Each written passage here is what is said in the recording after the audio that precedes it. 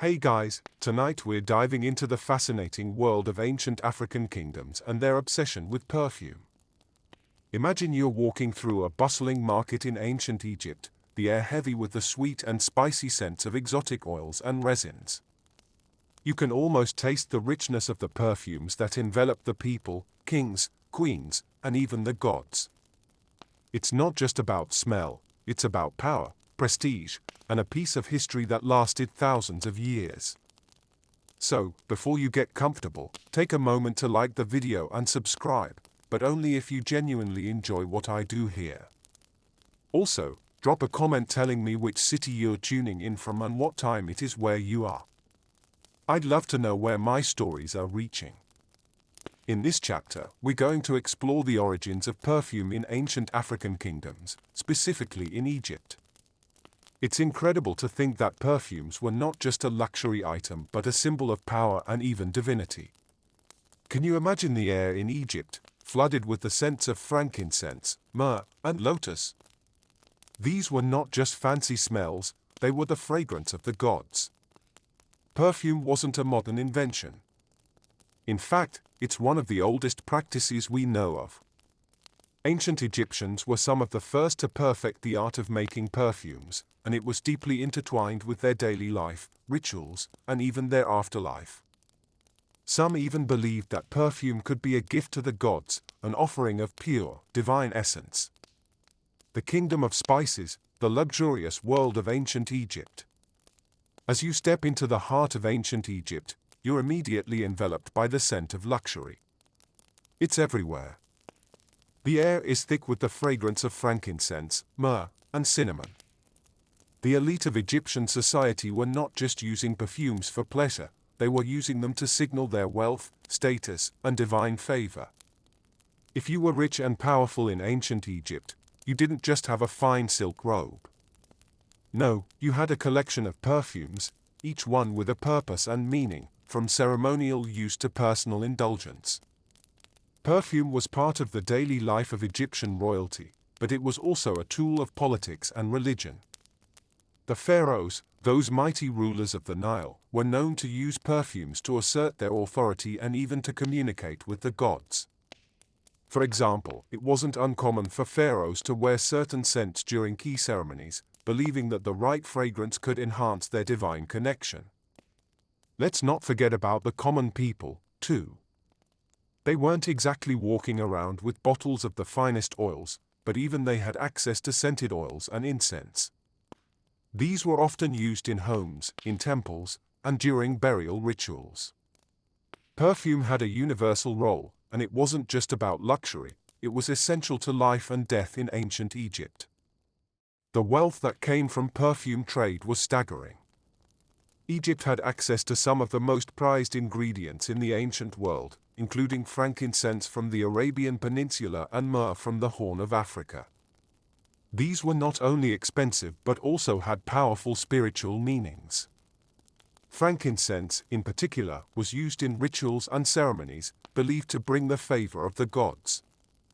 As you stand on the edge of the Nile, gazing across the desert sands, imagine the tension in the air between two ancient kingdoms. On one side, you have the mighty Egyptians, known for their perfume-making skills and their wealth derived from the spice trade. On the other, you have the powerful Nubians, whose kingdom lies to the south, also steeped in the use of fragrances, and eager to control the flow of precious spices and resins from the lands of Punt and beyond. Perfume wasn't just a luxury, it was a resource, and controlling it meant power.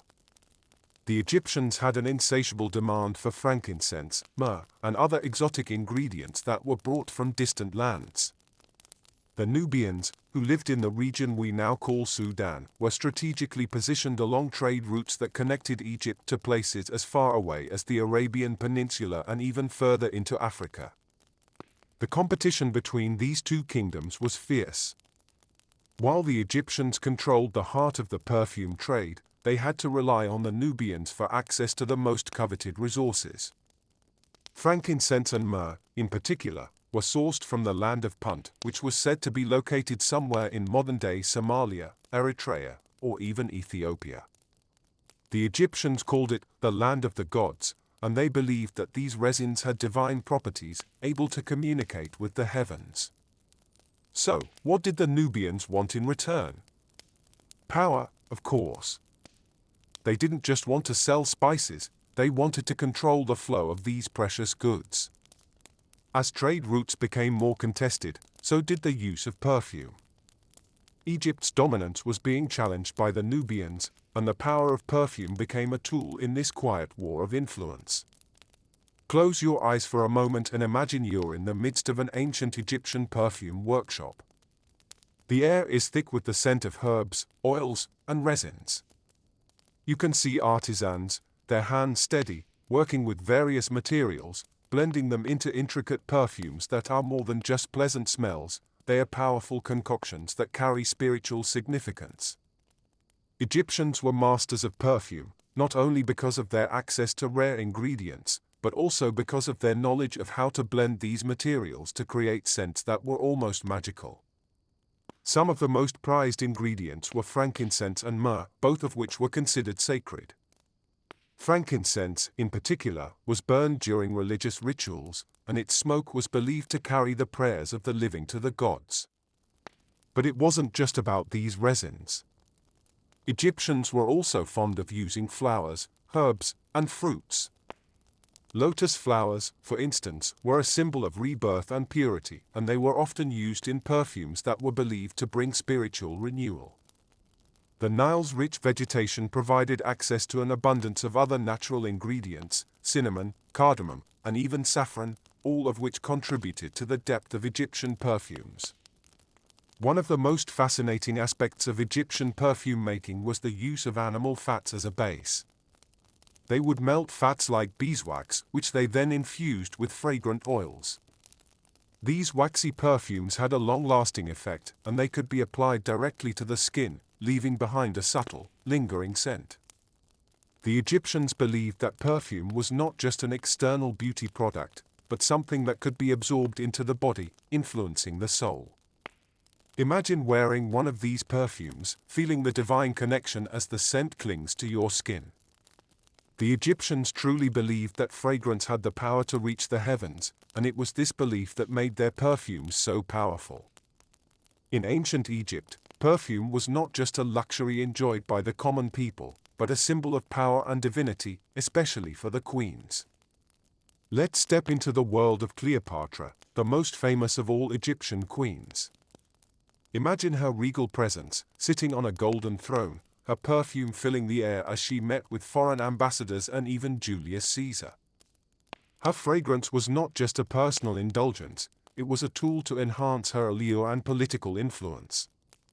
Cleopatra's obsession with perfume was well known, and she used it strategically. It is said that she would use her perfumes to create an atmosphere of seduction and mystery, particularly during her meetings with Roman leaders. Some historians even claim that she used the scent of roses, along with a blend of other oils, to create a calming and hypnotic effect. It wasn't just about smelling good, it was about making a lasting impression that would sway the course of history. But Cleopatra wasn't the only queen who used perfume for political purposes. The queens of Egypt often used perfumes to display their wealth, power, and religious devotion. The use of fragrances was a way to connect with the gods, as they believed that certain scents could bring divine favor. Perfume was also a way to differentiate oneself as a ruler. A queen would never wear the same fragrance as a commoner. Her scent was as unique as her power. One of the most famous stories involves Queen Hatshepsut, who is often depicted in statues with a distinctive perfume bottle in her hand. Hatshepsut, one of Egypt's most successful and powerful female pharaohs, knew the power of fragrance. She often had perfumes made as offerings to the gods, ensuring that her image was tied to the divine. As you venture further into the ancient world, imagine the bustling trade routes that stretched far beyond the Nile.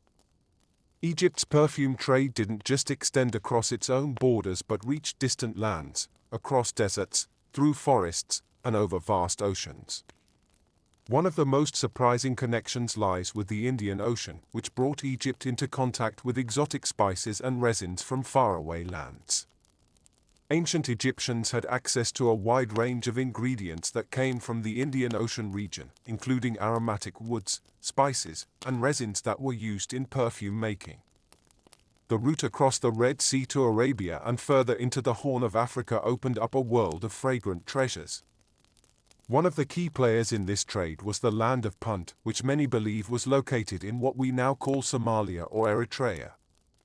Punt was a hub of the perfume trade, and the Egyptians valued its products so highly that they sent expeditions there as early as the 18th dynasty to procure rare resins like frankincense and myrrh. The Indian Ocean wasn't just a source of raw materials, it was also a conduit for cultural exchange. The people of ancient Egypt had contact with cultures from across the Indian Ocean, including those in Arabia, the Horn of Africa, and even India. These exchanges brought new ideas, techniques, and ingredients into Egypt, enriching the already sophisticated perfume culture. The Egyptian connection to the Indian Ocean region is a testament to their far-reaching influence and their ability to create powerful networks for trade. Imagine a perfume bottle, crafted in an Egyptian workshop, containing oils from distant lands, some coming from the forests of Arabia, others from the spice markets of India. The scent that filled these bottles was more than just a fragrance, it was a symbol of Egypt's place in a larger world, a world connected through the exchange of not just goods, but also ideas, cultures, and beliefs. In ancient Egypt, perfume was not just about personal pleasure or social status, it was deeply entwined with religion and spirituality. The Egyptians believed that scent had the ability to transcend the earthly realm and reach the gods. Incense and perfumes were essential components of religious rituals, used to honor the gods, communicate with the divine, and ensure a harmonious connection between the spiritual and physical worlds. Temples across Egypt were filled with the smell of burning incense, as priests would offer fragrant smoke to the gods.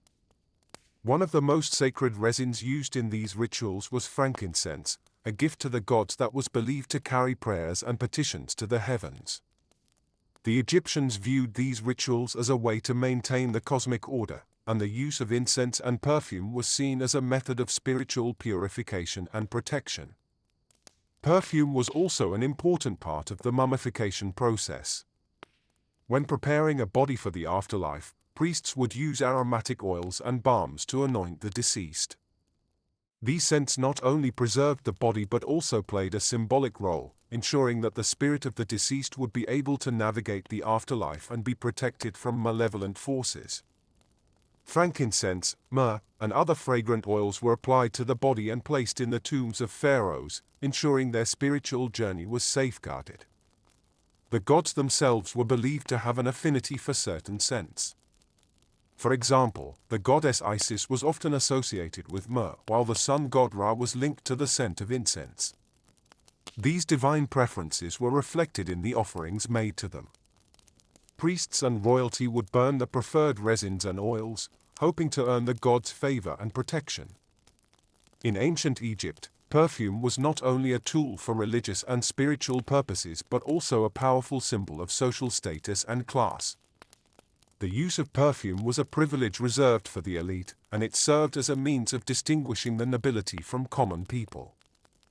It was a luxury that only the wealthiest individuals could afford, and it was often used to display one's wealth, power, and refinement. The royal family, high priests, and wealthy nobles were known to wear the finest perfumes, crafted from rare and precious ingredients. These perfumes were often reserved for special occasions, such as feasts, ceremonies, or religious festivals, and were seen as an essential part of one's attire for important events.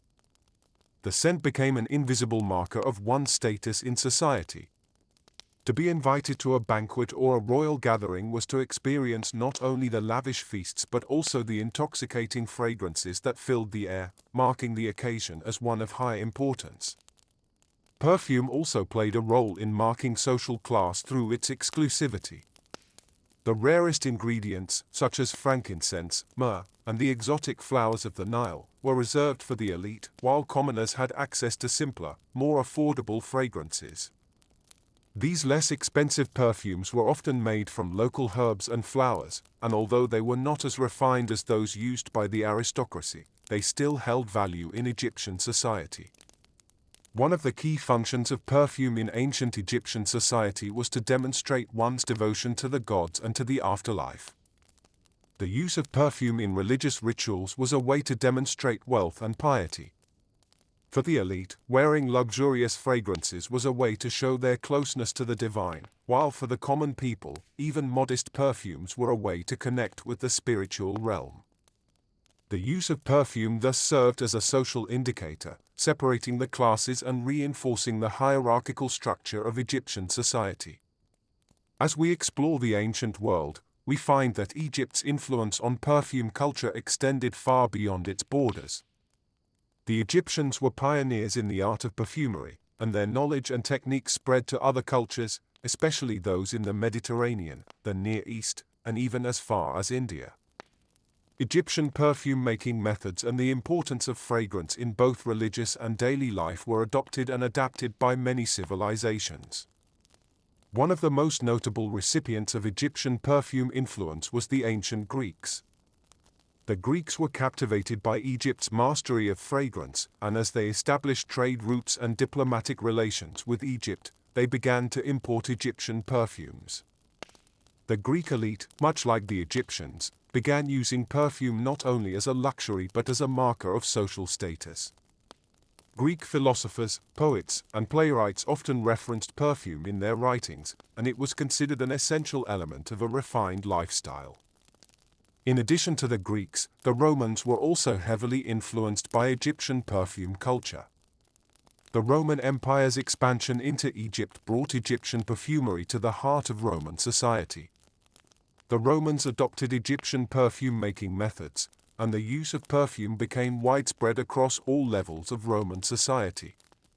Roman elites would wear Egyptian-style perfumes at banquets, during political events, and in religious rituals, just as the Egyptians had done. The scent of perfume became a symbol of refinement, luxury, and power, much as it had been in Egypt. The influence of Egyptian perfumes didn't stop in the Mediterranean. As Egyptian trade routes extended to regions like India, their perfume-making knowledge found its way to even more distant lands. The use of aromatic substances in religious ceremonies, as well as the techniques for blending oils and resins, was passed on to other cultures, shaping the perfume traditions of places as far away as the Indian subcontinent and beyond. The global reach of Egyptian perfume culture is a testament to the power of fragrance. It wasn't just about creating pleasing scents, it was about creating a universal language of beauty, luxury, and divine connection. Egyptian perfumes laid the foundation for the world's perfume traditions, and their influence can still be seen in modern perfumery today. As we look at the world of modern perfumery, it's fascinating to see how deeply the legacy of ancient Egypt still resonates. Today, perfume is an essential part of daily life for millions of people around the world, but the foundations of modern perfume can be traced back to the methods, philosophies, and sacred rituals of ancient Egyptian culture. The process of creating perfumes today, blending essential oils, resins, and other natural ingredients, is strikingly similar to the methods used by the ancient Egyptians. While modern perfumery has advanced with the introduction of synthetic compounds, the essential principles that the Egyptians laid down still guide the industry. In fact, many of the same ingredients that were prized by the Egyptians, such as frankincense, myrrh, and rose, are still key components in high-end perfumes today. One of the most significant ways that ancient Egypt has influenced modern perfumery is in the spiritual aspect of scent. Just as the Egyptians believed that fragrance had the power to connect the divine to the mortal, many modern perfumers create scents that aim to evoke emotion, memory, and spiritual connection.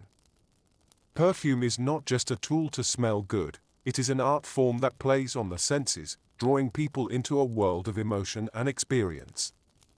Many modern fragrances are designed to capture the essence of specific moments or feelings, much as the Egyptians used perfume to invoke a connection with the gods or to represent a personal story. Additionally, The luxurious rituals of ancient Egyptian perfume use, such as the elaborate offerings to the gods and the use of perfumes in burial ceremonies, have influenced how we view perfume today. Perfume is still associated with luxury, wealth, and ceremony in many cultures. In modern times, perfume is often a gift of choice for special occasions, such as weddings, birthdays, or holidays. Just as the Egyptians used fragrance as a symbol of their devotion and status, we continue to associate perfume with elegance, beauty, and personal expression. In many ways, modern perfume is an evolution of the ancient Egyptian art, blending new techniques with timeless traditions. While the ancient Egyptians viewed perfume as a means to communicate with the divine and mark social status, today's perfume industry continues to be a celebration of beauty, spirituality, and luxury, continuing the legacy of one of the earliest and most influential perfume cultures in history. You are now standing on the ancient and mysterious land of Tunisia. The sun casts its golden rays over the yellow sand dunes, and the air is filled with a warm, inviting fragrance. This is Tunisia, a beautiful country on the Mediterranean coast, where the tradition of perfume and spices has been rooted for thousands of years. From the moment you step onto this land, you can feel the power of fragrance. It is not just for the pleasure of the senses, it has long become the lifeblood of Tunisia's culture, a testament to its history. For thousands of years, Tunisian perfumers have combined plants, flowers, and resins from around the world through unique techniques to create intoxicating perfumes. It is not just art, it is the crystallization of wisdom. Perfume, like the pulse of this land, has run through the history of Tunisia. From ancient aristocrats to ordinary people today, perfume has always been a symbol of Tunisian society. You might be surprised to find that perfume in this country is not just a part of daily life, but also a symbol of identity. Walking down the street, you pass a small stall where the vendor is busy mixing fragrances, surrounded by beautifully decorated bottles. The scent fills the air. There is nothing more that can make you feel the profound power of Tunisia's perfume tradition than this. However, all of this did not happen overnight. In fact, the history of perfume in Tunisia can be traced back thousands of years.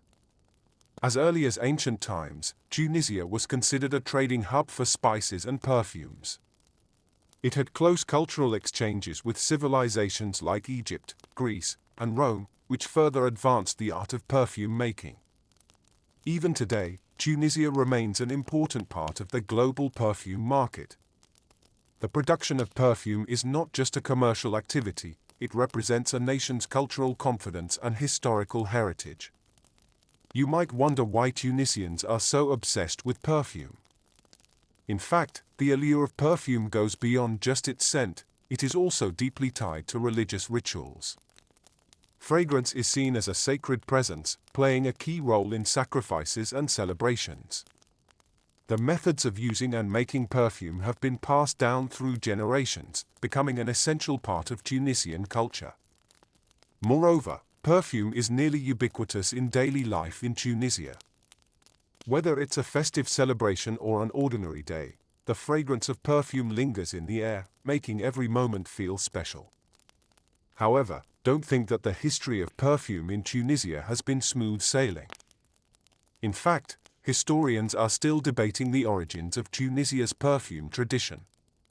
Some believe that this culture of perfume originated in ancient North African civilizations, while others argue that it was introduced through exchanges with other civilizations.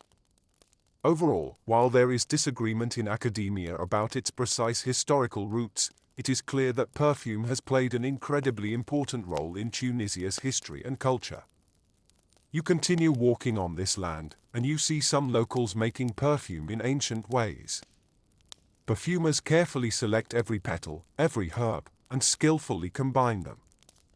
This is an ancient art, and almost every detail has its significance.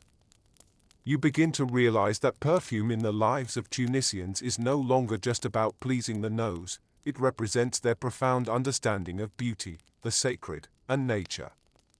Finally, You stand in front of a perfume stall and can't help but drip a drop of perfume from one of the bottles. In an instant, the fragrance fills your entire breathing space.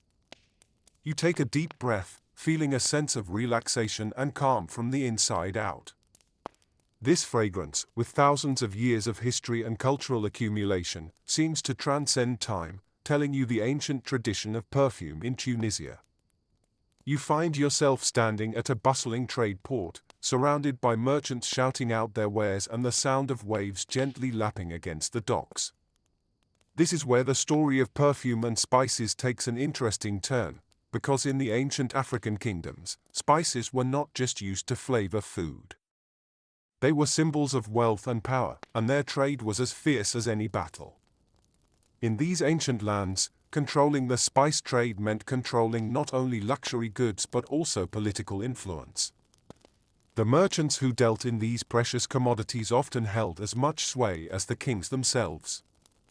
When the Mediterranean trade routes opened, bringing spices from as far as India and Southeast Asia, the African kingdoms were quick to recognize the power that came with owning such valuable products. This wasn't just a matter of buying and selling, it was about creating alliances, cementing power, and maintaining control over both wealth and influence.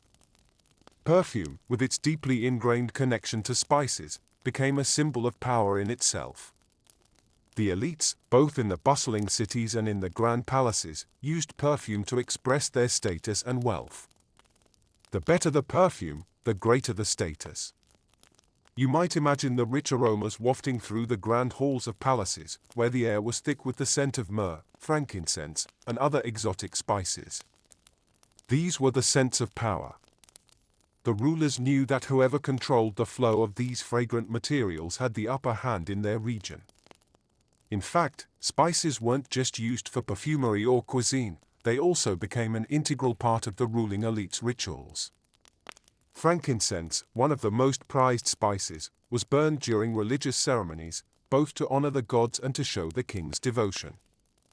Imagine standing next to a high priestess as the smoke curls upwards, the scent filling the air, while the people gather around, their faces full of awe and reverence. You would immediately sense that frankincense wasn't just for the gods, it was a powerful political tool. But don't be fooled, this was not a peaceful trade. The struggle for control over the spice trade often led to conflicts between the various kingdoms. You can imagine the tension building, like the quiet before a storm, as the rulers of neighboring lands prepared to send their forces to either defend or steal control over the spice routes.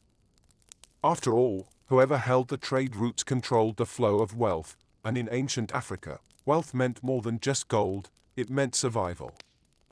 To this day, historians still debate whether the spice trade in Africa was always as central as it seems in the history books. Some argue that the kingdoms didn't realize the full extent of its potential until they saw how much wealth other regions were accumulating. Others believe that the African kingdoms knew exactly how powerful the spice trade was from the very start. Whatever the case, one thing is certain, the wealth and power brought by spices changed the course of history in the African kingdoms. As you continue your journey through these ancient lands, you can almost hear the whispers of old trade routes in the wind. You might even catch a faint whiff of the spices that once ruled the world, myrrh, frankincense, and those exotic scents that linked kingdoms across vast deserts and seas. It's a reminder that even today, the story of perfume and spice is a story of power, wealth, and legacy. In ancient times, the Moors influenced the world with their unique culture and wisdom, and perfume is one of the unparalleled gifts they have given us. You stand on the land of the Moorish Empire, and you can almost feel the scent that has flowed through centuries. It is a blend of desert and garden, the rich spices and sweet floral scents dancing in the air. You might have heard of the Moors, but perhaps you didn't know that they were not just rulers of ancient North Africa, they were also great innovators in the history of perfume. When the Moors entered Western Europe and North Africa, they brought with them unprecedented perfume-making techniques. Their understanding of spices and perfumes went beyond the sensory level and elevated it to a scientific height. You see, The Moors invented the distillation technique, which made the extraction of spices and perfumes more refined and pure. The spread of this technology not only revolutionized the perfume-making process but also opened up a whole new world of fragrance for the later world. You might be wondering, is this distillation technique particularly difficult? Well, honestly, the Moors developed this technique to a very sophisticated level, and you could almost say that modern perfume started from here. Without the Moors' distillation method, today's perfume might still be stuck at the vanilla and water stage. However, this technology was revolutionary at the time. Can you imagine suddenly having a fresh scent wafting through your life, so intoxicating? The Moors not only incorporated perfume into their daily life, but they also tightly integrated it with cultural and religious ceremonies. You walk into a Moorish courtyard, and the scent you smell comes from the burning spices, as if this is a soul-purifying ritual. Perfume was no longer just an ornament, it became a carrier of emotional expression, even a symbol of power. Imagine the fragrance echoing through the palace, carrying the grandeur and wealth of a kingdom. The scent art of the Moors was both mysterious and beautiful, as if every drop of their perfume carried the echo of time. Interestingly, the Moors' art of perfume wasn't limited to the blending of scents. Did you know that they also displayed extraordinary creativity in the design of perfume bottles? Those exquisite glass bottles, encrusted with jewels and metals, became a silent symbol of luxury. Each bottle of perfume was not just a practical item, it was a piece of art, showcasing the perfect fusion of Moorish aesthetics and technology. Every bottle of perfume was not just a practical item, it was a piece of art, showcasing the perfect fusion of Moorish aesthetics and technology. The academic world is still debating whether it was truly the Moors who first popularized perfume on a large scale. Although the Moors undoubtedly had a profound influence on perfume, some scholars believe that this tradition existed in ancient Egypt and India long before. Perhaps you can understand why these debates never reach a conclusion. The history of perfume doesn't have a fixed timeline, it flows lightly between different kingdoms and civilizations like a breeze. The Moors at that time were not satisfied with simply using perfume to decorate themselves. They wanted to use the power of scent to change the emotions and attitudes of those around them.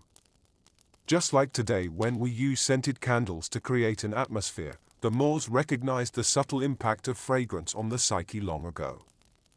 Imagine walking into a Moorish home, and the air is filled with fragrant scents. You immediately feel a sense of calm and joy. Fragrance can make you momentarily forget your troubles, bringing you a deep sense of peace. This is the magic of perfume. If you could travel through time and stand in the world of Moorish fragrance, you would surely be captivated by this intangible power. The delicate art of blending scents, the cultural philosophy woven into everyday life, it would make you sigh and marvel at just how magnificent this civilization truly was. And just before the Moors spread the art of fragrance like ripples across a wider world, you find yourself pulled back to even more ancient times, an era where scent was already the darling of the fashion world, even a part of the power games. Imagine you're now sneaking into a grand ancient Egyptian banquet, or perhaps a splendid gathering at a Nubian court. The air isn't just filled with the aroma of roasted meat and wine, oh no. It's a meticulously blended, layered, and rich fragrance so dense you could almost touch it. This, right here, is the scene of ancient fragrance, pop culture. Here, the use of perfumes and spices wasn't just about smelling nice. It was more like an invisible social calling card, announcing your status and taste before you even uttered a word. You see those noblemen and women, their gleaming linen clothes, their meticulously styled black wigs, even their ankles exude a subtle fragrance. This is a statement, a low-key flaunt of, look, I can afford these rare treasures. After all, the frankincense, myrrh, and cinnamon transported from distant lands, along with precious local blue lotus extracts, weren't exactly things any street vendor could easily get their hands on. Speaking of which, you might notice an interesting sight. Some Egyptian nobles have a small, cone-shaped hat on their heads. This isn't some bizarre fashion accessory, but a perfume cone designed to slowly release fragrance, an LTB greater than a mainstream historical fact and LTB. It was made from beef or sheep fat mixed with myrrh, cinnamon, or other spices. As the banquet progressed, body heat and the room's temperature would cause this cone to gradually melt, allowing the scented oil to trickle down their hair and body, keeping you continuously fragrant and highlighted in the crowd. Imagine enjoying a feast while a fragrance bomb on your head keeps refreshing your scent. Doesn't it sound a bit, well, greasy yet luxurious? Of course, this obsession with fragrance also birthed some unique pop trends. You might find that certain scent combinations became incredibly popular during specific periods, much like today's trending influencer perfumes. Perhaps a beloved Pharaoh's queen was the first to use a unique blended balm, and consequently, the entire court and even the upper echelons of society rushed to imitate her. Maybe there were even specialized master perfumers who offered bespoke services to top nobles, ensuring their signature scent was one of a kind, with no risk of scent clashing. However, regarding the specific details of these ancient fragrance trends, such as whether nobles were privately criticized for wearing outdated perfumes, or if certain scents were truly believed to bring specific good fortune, historians are still trying to piece together the scattered clues. Unlike us, with our fashion magazines and beauty bloggers, ancient trends were mostly captured through word of mouth and depictions in murals and carvings. Even more interestingly, you might discover some fragrance fashions that seem a bit quirky to us. For instance, some scholars speculate that people in certain ancient kingdoms might have scented their clothes, or even their bodies, using smoke, seeking a unique aroma that combined earthly smokiness with sacred spices, an LTB, an obscure or quirky little piece of knowledge, an LTB. Imagine strolling along the Nile wearing a linen robe imbued with the faint scent of cedar smoke. Wouldn't that have a certain charm? This wasn't just a simple spritz, it was about a deeper fusion of scent with your being. In such an atmosphere, fragrance and fashion were inextricably linked. The jewelry you wore, the clothes you donned, even the complexity of your hairstyle, all had to complement the scent emanating from you. It was a holistic art, a flowing sensory experience. If clothing was your canvas, then fragrance was the soulful brushstroke that illuminated the painting. It announced your presence, defined your aura, and made you an unforgettable focal point amidst the clinking glasses and lively conversations. So, the next time you carefully choose your perfume before heading out, perhaps imagine that you're actually continuing a pursuit of beauty and style that humans have cherished for millennia. As you immerse yourself in that 1,000-year pursuit of beauty and style, doesn't a deeper wave of curiosity tickle your nose? Those intoxicating scents that defined an era, those fragrances that nobles clamored for, how exactly did they transform from common herbs, flowers, and resins into drops of liquid gold? Patience now, for it seems you've already caught a whiff of a clue, a complex aroma, a mixture of herbs, spices, and a certain mysterious sweetness, is wafting from behind an unassuming door just ahead. Pushing open that creaking wooden door, you feel as if you've stepped into another world. There's no palatial splendor here, no boisterous feasts, only dim light revealing countless pottery jars, stone mortars, pestles, and some tools you can't quite name, all silently testifying to their laborious purpose. This is a perfumer's workshop in an ancient African kingdom, a place brimming with mystery and wisdom. You see an artisan, perhaps an experienced elder or a woman with an intensely focused gaze, carefully selecting something from a pile of dried petals. Their movements are so gentle, as if they're handling not ordinary plants, but spirits with souls.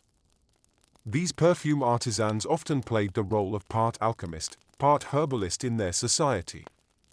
They not only had to be familiar with the properties of hundreds of plants, which flower's fragrance was strongest when picked at dawn, which resin yielded the best quality when tapped in a specific season, how a particular herb's root needed to be processed to release its hidden aroma, but they also had to understand how to harmoniously blend these seemingly unrelated elements. This was no simple, one-pot stew, it required the patience and intuition of an artist creating a masterpiece. You watch them take collected petals, barks, seeds, resins, and even some animal-derived aromatics, either grinding them finely into powder or carefully steeping them in warm oils. An ancient and effective extraction method known as enfleurage was widely used here. Artisans would spread purified animal fat on wooden boards or ceramic plates, then lay fresh flower petals upon the fat. The fat would slowly absorb the flower's scent like a sponge. New petals were replaced daily, continuing for days or even weeks, until the fat was saturated with fragrance, becoming a precious pomade. Later, alcohol would be used to extract the pure essence from this pomade. It was an incredibly time-consuming and laborious process, but for that wisp of pure fragrance, it was all worthwhile. During the production process, these artisans often followed secret rules and rituals passed down through generations. For example, some particularly sacred or potent ingredients might have to be processed under a specific phase of the moon, or blended by an artisan who had undergone certain fasting rituals to ensure their magic wasn't lost. It might sound a bit mystical, but for ancient people, the power of fragrance wasn't just a combination of chemical molecules, it also carried the spirit of nature and mysterious energies. Of course, not all production techniques have been fully recorded and passed down. For some legendary ancient Egyptian perfumes said to have extraordinary effects, like the famous Kai incense, although some recipes are inscribed on papyrus or temple walls, historians and archaeologists are still debating the exact proportions of ingredients, the precise production steps, and even what some mysterious ninth ingredient might have been, as they attempt to recreate that lost fragrance. Every small, successful reconstruction feels like an olfactory dialogue across time. You watch these artisans, relying on their experience, intuition, and profound understanding of nature, transform seemingly ordinary materials into magical substances capable of delighting the senses, uplifting the spirit, and even communicating with the divine. This is not just a technique, it's a comprehensive wisdom blending botany, chemistry, though they might not have called it that, art, and a touch of wizardry. The birth of every bottle of perfume was a reinterpretation of nature's gifts, an ultimate pursuit of beauty. It was these anonymous artisans who, with their hands and wisdom, wove the enchanting fragrant legends of the ancient African kingdoms. These fragrant legends, woven by skilled hands, didn't just perfume the world of the living. Oh no, their most potent magic, their deepest secrets, were often reserved for that final, mysterious journey, the path to the afterlife. Right now, you might find yourself standing by the Nile, the evening sky painted a solemn crimson by the setting sun, as a dignified ceremony unfolds. The air is no longer filled with the joyful fragrances of banquets, but with a richer, more tranquil aroma, tinged with a hint of the sacred and sorrowful. You see the body of the deceased being carefully cleansed and wrapped, and every step involves spices and unguents. This wasn't just to mask the inevitable odors, though that was a very practical consideration. In ancient Egypt, it was deeply believed that certain resins, like myrrh and cedarwood oil, possessed powerful preservative qualities, helping to preserve the body in preparation for the soul's return or its journey to eternal life. The mummification process itself was a race against time, and spices were indispensable allies in this race, battling decay with their fragrance. But the role of perfume and spices in funerals extended far beyond this. Ancient African kingdoms believed that scent was a bridge connecting mortals with gods, the earthly realm with the afterlife. When precious aromatics like frankincense, myrrh, and storax were burned on altars, the rising plumes of smoke were thought to be messengers carrying the prayers and reverence of the living to the deities. They purified the space and soothed the souls of both the living and the departed. Specific scents, such as rich cinnamon or cool calamus, were said to guide the deceased, illuminating their dark path to the underworld and ensuring they wouldn't lose their way. Speaking of the deceased and perfumes, there are some rather interesting beliefs. For instance, some ancient peoples believed that if a deceased person had a particularly unique and beloved scent in life, that scent had to be used abundantly at their funeral, even applied to their burial shrouds. They thought this would help the soul more easily recognize itself during reincarnation or upon entering the afterlife, or let the welcoming deities know, this is an old friend we know. Doesn't it sound a bit like giving the soul its own olfactory ID card? Of course, thousands of years have passed, and many specific details and symbolic meanings of ancient funerary incense and perfumes remain shrouded in mist for us. For example, were there strict regulations for the combinations of spices used in funerals across different ancient Egyptian dynasties, or in other ancient African civilizations like Nubia or Kush? Did a particular scent correspond to a specific deity, or symbolize the deceased's specific status in society? These nuanced, afterlife fragrance etiquettes are something historians are still diligently trying to piece together by deciphering ancient texts and analyzing traces of incense found in ancient tombs. So, when you inhale that ancient aroma, a blend of resins, dried flowers, and mysterious herbs, you understand that in ancient African kingdoms, fragrance was not just a joy of life, it was also a solace in death, a hope for eternity. It acted as an invisible thread, connecting this fleeting life with the unknown hereafter, telling ancient stories of existence, passing, and rebirth with its unique perfume, and attempting to add a touch of gentleness and solemnity to that inevitable end. That fragrant thread connecting this life and the afterlife, its magic wasn't just about bringing solace to the departed or adding color to solemn ceremonies. As you take another deep breath, allowing those ancient scents to circulate within your senses, you'll discover it's more like an invisible key, subtly turning the tumblers in the most hidden locks of the living heart, influencing their emotions, and even inadvertently manipulating their feelings. You might wander into a magnificent temple, perhaps Karnak, where sunlight filters through colossal stone pillars, casting dappled shadows amidst swirling incense smoke. The air is thick with frankincense and myrrh. This wasn't merely to create a sacred atmosphere, it was a psychological technique well understood by ancient Egyptian priests. These specific resinous scents were believed to help people quiet their distracting thoughts, concentrate their minds, inspire awe, and even more readily enter a meditative or trance-like state for communication with the divine. Each breath seems to pull you a little further from the mundane world, closer to that mysterious, unknown realm. But this magic of scent wasn't confined within the high walls of temples. In daily life, the people of ancient Africa had already intuitively grasped the subtle influence of different aromas on the psyche. You might find that in ordinary homes, calming herbs were burned, perhaps local plants similar to chamomile or lavender, if available, their delicate scents helping families relax and creating a warm, peaceful domestic atmosphere. Whereas in artisans' workshops, or in soldiers' camps before a campaign, more pungent, invigorating spices like mint, ginger, or certain tree barks might be lit to uplift spirits and dispel fatigue. Of course, the use of fragrance in love and romance is time-honored. Imagine, on a moonlit night, an Egyptian noblewoman dabbing her earlobes and wrists with balm scented with jasmine, blue lotus, or musk, if obtainable then. These scents, believed to have aphrodisiac qualities, would subtly stir the heartstrings, adding a touch of enchantment and allure to romantic encounters. Far more sophisticated than plain words, wouldn't you agree? More intriguingly, scents might even have been used in more serious settings, like courtly discussions or even diplomatic negotiations. A pharaoh or queen, when receiving important envoys, might have had the entire hall filled with a fragrance symbolizing majesty and power, such as a rich blend of cedarwood and amber. This intangible aura could subconsciously influence the visitor's psychological state, making them feel awestruck or more amenable to proposed terms.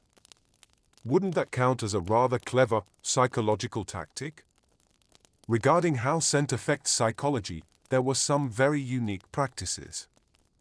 For example, in certain ancient communities, when facing major decisions or needing deep contemplation, people might enter a special meditation hut.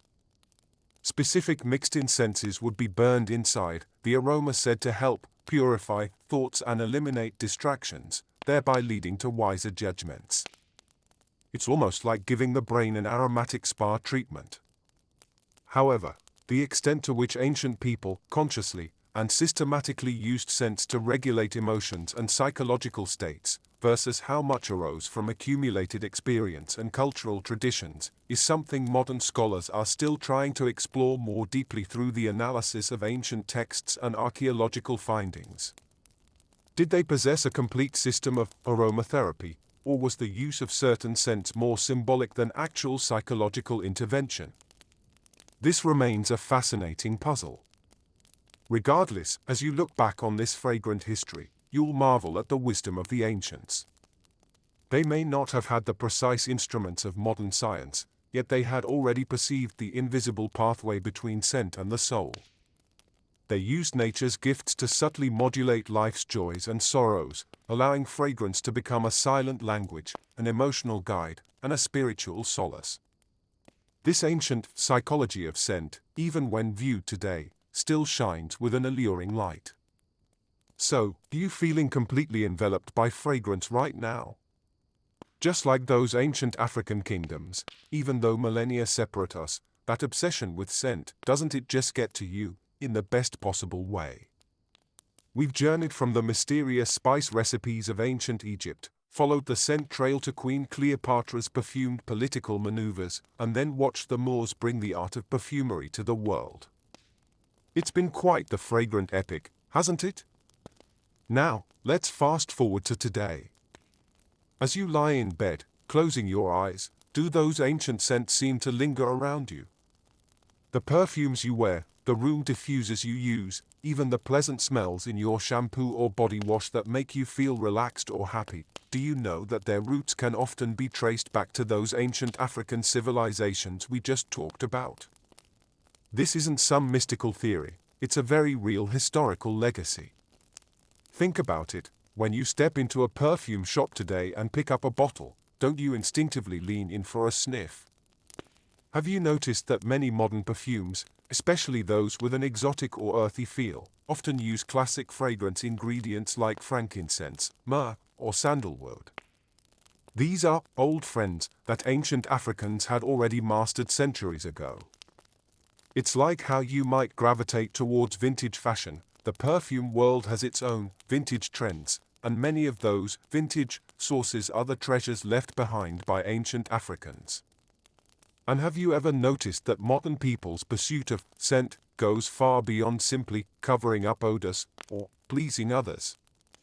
We're now focused on how scents affect our emotions, like aromatherapy, using lavender to help us sleep or citrus to boost our energy. Does this sound familiar? It should, because it's strikingly similar to how ancient Africans incorporated scents into religious rituals and used them to influence psychology and emotions. They understood the magic of scent long ago, they just didn't have the word psychology, they called it a miracle. Historians still debate how much of those ancient fragrance recipes were purely for religious purposes and how much incorporated psychological suggestion as a sophisticated technique. But that's not what's important. What matters is that they truly achieved it, and this concept has endured to this day.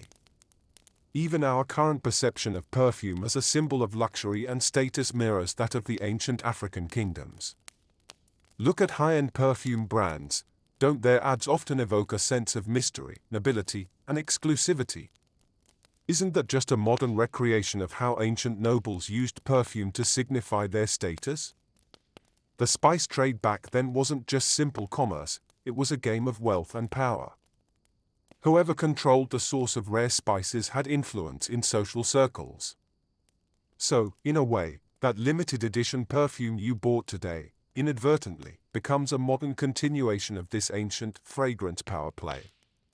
So you see, from ancient times to today, humanity's fascination with scent has never ceased. It's not just a sensory pleasure, it's a vessel for culture, belief, identity, and emotion. The next time you smell a captivating fragrance, try to imagine that thousands of years ago, on the African continent, someone, perhaps a queen, a priest, or an ordinary resident, was enjoying the same beautiful aroma. Doesn't that feeling of connection across time feel a bit romantic? Well, that brings us to the end of tonight's bedtime history story. Do you feel like your thoughts have drifted with those ancient scents, wafting to the distant African continent, seeing bustling marketplaces, and smelling the frankincense and myrrh lingering in the air? Those bygone empires, those magnificent civilizations, though long buried in the sands of history, have left behind fragrant imprints that continue to influence our lives in countless ways. Now, close your eyes and take a deep breath, sensing the air around you. Is there a faint, elusive scent gently caressing you? Perhaps it's the lavender on your pillow, or the faint laundry detergent smell on your pajamas, or perhaps it's simply the lingering echo of those ancient fragrances in your mind. Let these beautiful scents carry you, gently, into sweet dreams. Good night, my friend. May you sleep sweetly with fragrance tonight.